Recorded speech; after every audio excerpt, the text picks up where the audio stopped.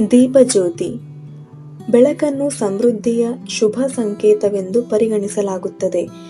ವಿವಿಧ ಸಂಪ್ರದಾಯಗಳಲ್ಲಿ ಯಾವುದೇ ವಿಶೇಷ ಸಂದರ್ಭದ ಆರಂಭದಲ್ಲಿ ದೀಪವನ್ನು ಬೆಳಗಿಸಲಾಗುತ್ತದೆ.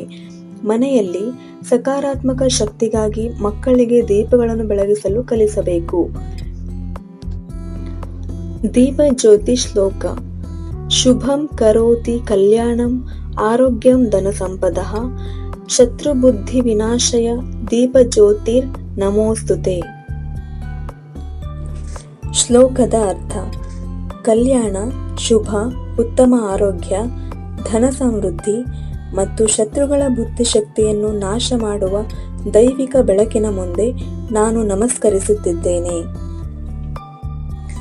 ಆಕರ್ಷಕ ಸಂಗತಿಗಳು: ದೀಪ ಹಚ್ಚುವಾಗ ಸಾಮಾನ್ಯವಾಗಿ ದೀಪ ಶ್ಲೋಕವನ್ನು ಪಠಿಸಲಾಗುತ್ತದೆ. ದೀಪದಿಂದ ಹೊರಹೊಮ್ಮುವ ಬೆಳಕು ಕತ್ತಲೆ, ದುಷ್ಟತನ, ಅಜ್ಞಾನವನ್ನು ಹೋಗಲಾಡಿಸಿ ಸಮೃದ್ಧಿಯನ್ನು ತರುತ್ತದೆ. ಈ ಬೆಳಕು ನಮಗೆ ಸರಿಯಾದ ಮಾರ್ಗವನ್ನು ತೋರಿಸುತ್ತದೆ ಮತ್ತು ನಮ್ಮ ಸಮಸ್ಯೆಗಳು, ಭಯಗಳು, ಉದ್ವಿಗ್ನತೆಗಳು ಮತ್ತು ಅತೃಪ್ತಿಯನ್ನು ತೆಗೆದುಹಾಕುತ್ತದೆ ಎಂದು ನಂಬಲಾಗಿದೆ. ಸಂಪತ್ತಿನ ದೇವತೆಯಾದ ಲಕ್ಷ್ಮೀದೇವಿಯು ನಮ್ಮ ಮನೆಗಳಿಗೆ ಬರಲೆಂದು ಸಹ ದೀಪಗಳನ್ನು ಬೆಳಗಿಸಲಾಗುತ್ತದೆ.